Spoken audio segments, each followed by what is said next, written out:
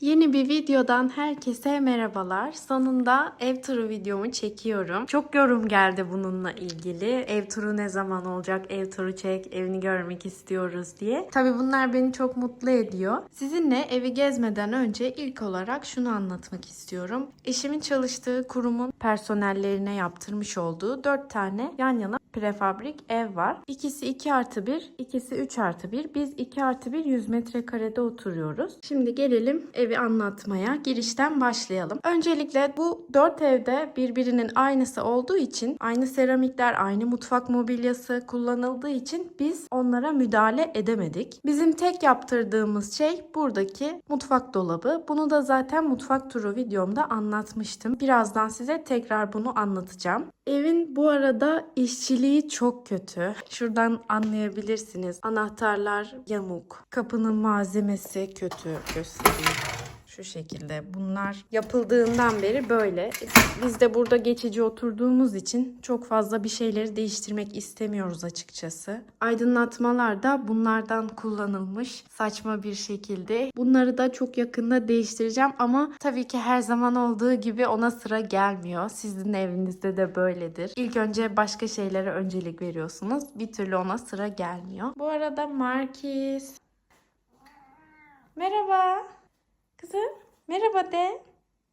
Evet, girişten başladık. Bu şekilde eleğimiz var. Bu olmazsa zaten çok fazla böcek girip çıkıyor. Yılda 2 kere 3 kere ilaç yapıyoruz. 24 saat eve girmiyoruz. Girdiğimizde sağ tarafta mutfak, sol tarafta da salon var. İçeride banyo, bu tarafta yatak odası, bu tarafta da çalışma odası olarak kullandığım bir oda var. Gördüğünüz gibi hiçbir şekilde koridor yok evde. 10 metreye 10 metre kare bir prefabrik ev. Girişte boy aynam var. Girip çıkarken üstüme başıma bakıyorum. O şekilde çıkıyorum. Ve burayı da doldurması için aslında koydum. O anahtarları birazcık kapatması için. Perdelerde rustik tercih ettim. Normalde diğer evlerde korniş takılmıştı. Ben sadece salonum için rustik perde tercih ettim. Isınmayı sobayla yapıyoruz. Bir de ek olarak klima var. Burada bitkilerimi koyduğum bir basamak var. TV battaniyelerimi koyduğum bir sepet. Ve koltuklarımdan başlayayım. Koltuklarımı Vivense'den aldım ama bir yorumda sorulmuştu. Ben de söylemiştim. Hiç memnun değilim. Çünkü size şimdi hiç itiraf etmediğim bir şeyi itiraf edeceğim. Şu koltuğun alt kumaşıyla üst kumaşı birbirinden farklı renkte. Uzaktan bakınca anlaşılıyor gayet de. Aslında ışık yansımasıymış gibi duruyor ama hiç öyle değil. Şuradan yandan tam olarak göstereyim.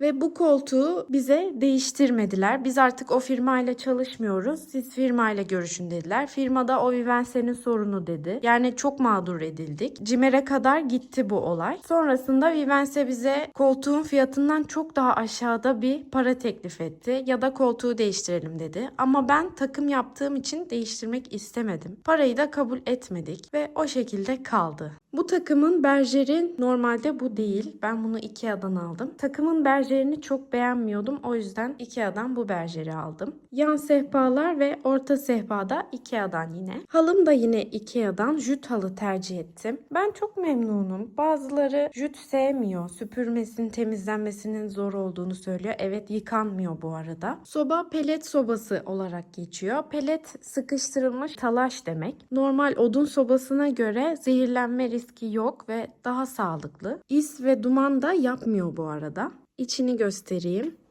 Buraya peletleri dolduruyoruz. Burada kendisi peleti alıp yakıyor. Soba ilk alındığı zaman ben evde değildim bu arada. Eşim de sobayı yakarken yanlışlıkla şurayı da yakmış arkadaşlar. Maalesef iki koltuğumun da başına gelmeyen kalmadı. TV ünitemi ve vitrinleri de Ikea'dan aldım. Normalde Ikea'da bunu burası kitaplık, burası vitrin olarak kombinliyorlar. Ama ben kapalı depolama alanına ihtiyacım olduğu için bu şekilde aldım. Burada pampa sotum var. Birazcık gerçekten döküyor. Saç spreyi sıkmama rağmen döküyor. Ama hiç yerinden kıpırdatmıyorum. Temizlikten temizliğe kaldırıyorum. Lambaderim yine Ikea'dan. Bir de size vitrinde şunu göstermek istiyorum.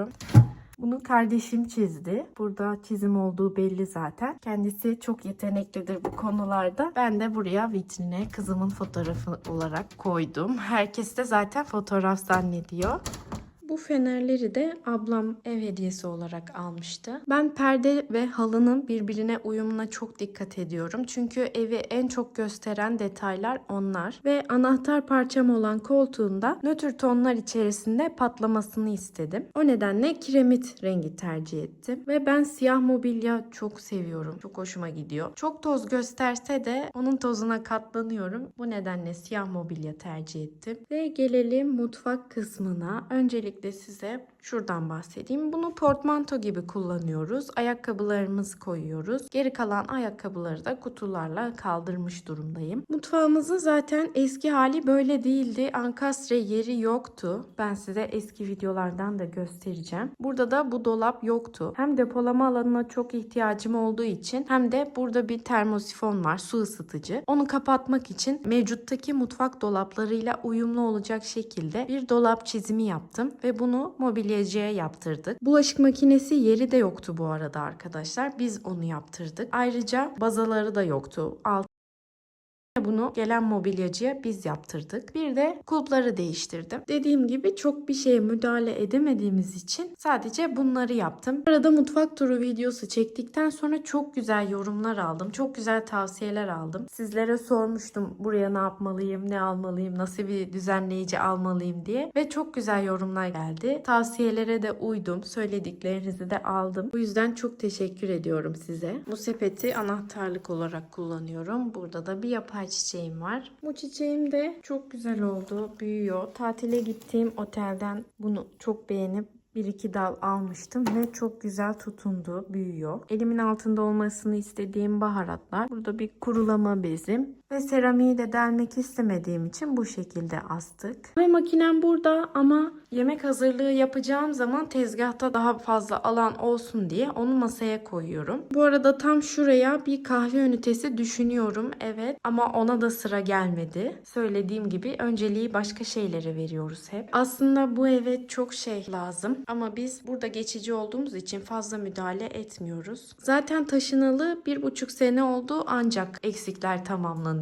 Mutfak masam Ikea'dan. Ben daha önce Ikea'da çalışıyordum ve bu masaya hayrandım resmen. Evim olursa alacağım diyordum ama gerçekten çok büyük bir masa ve zaten burayı da ancak böyle bir masayla doldurabilirdim. Halım da yine Ikea'dan. Saatimiz de Ikea'dan bu arada. Zaten çoğu şeyi ben Ikea'dan aldım arkadaşlar. Sonra şuradaki işçiliği de görüyorsunuz. Yani eğer evde bu şekilde saçma sapan şeyler görürseniz videoda bilin ki o evin işçiliğinden dolayı. Burada basamaklı taburem var. Bu katlı servis arabası. Ben patates ve soğanı koymak için kullanıyorum. Termosifonu da göstereyim. Termosifon da bu arkadaşlar. Bu bildiğiniz evde bu şekilde ortada duruyordu. Biz de bunu kapattık ve buraya da elektronik aletleri koydum.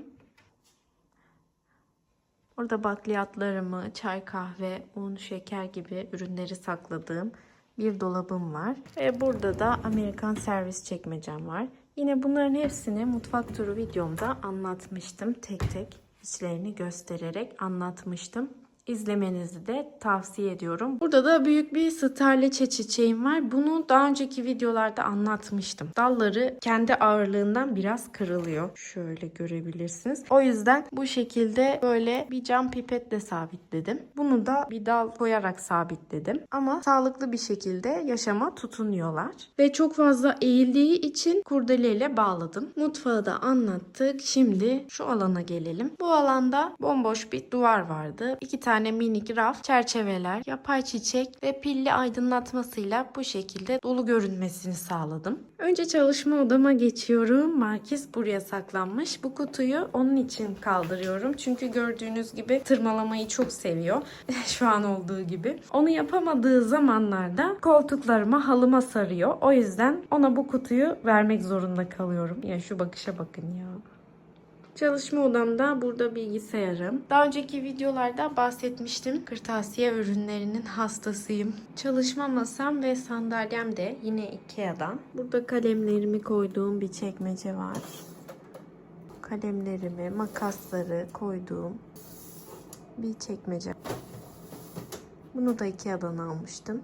Burada güç kaynağım var. Burada elektrik kesintisi çok fazla oluyor. Elektrik kesildiğinde uyarı veriyor. ve projeyi kaydetmek için vaktim oluyor. Burada bir misafir geldiği zaman kullanabilmesi için çift kişilik açılabilen bir divanımız var. Yine bu da IKEA'dan, zaten meşhur. Bunu bilmeyen yoktur diye düşünüyorum. Burada emektar kablolu süpürgem, toz torbalı. Çok memnunum kendisinden. Büyük temizliği onunla yapıyorum. Ara temizliği de kablosuz şarjlı süpürgeyle yapıyorum. Burada vantilatörümü ve çamaşır askım var. Kurutma makinem yok. Ben çamaşırları asarak kurutuyorum. Burada kedimin otomatik mama makinesi var. Saatli bir şekilde çalışıyor. Otomatik mamayı veriyor. Ve buraya da valizleri gizledim. Arkada da ütü masam var. Şimdi esas size çok dürüst olarak bu yatağın arkasında sakladıklarımı göstereceğim. Ev terliklerini sepete koydum. Kızımın kumu, elektrikli sobalar, kamp sandalyesi, tartı, koltuk yıkama makinem. Hepsi burada bu yatağın arkasında gizlenmiş durumda. Ki zaten şöyle bakıldığında görünmüyor. Bu odaya da dolap ihtiyacı var tabii ki. Biz ama henüz onu almadık. Kızımın kum kabı ve kızım.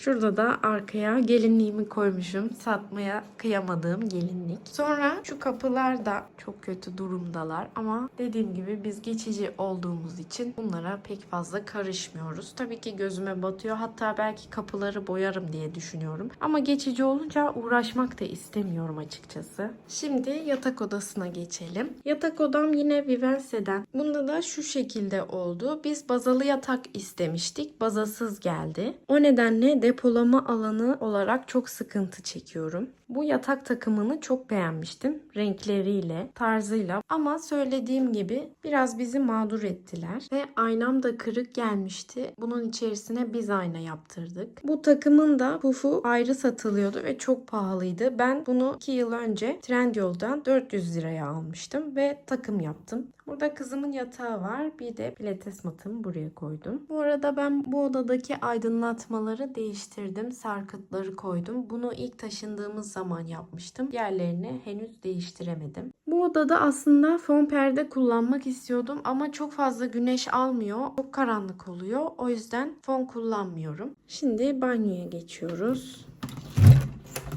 Banyoda da maalesef seramiklere hiçbir şekilde dokunamadık. Ayrıca işçilik yine berbat durumda. Banyoda çamaşır makinem, kirli sepetim. Burada ufak bir yumuşatıcılarımı, deterjanlarımı koyduğum bir raf var. Yani banyonun aynası bile gördüğünüz gibi işçilik olarak çok kötü. Zaten fazla da yükseğe asılmış. Bataryayla arasında bayağı bir uzaklık var. Arkada bornozlarımızı astım.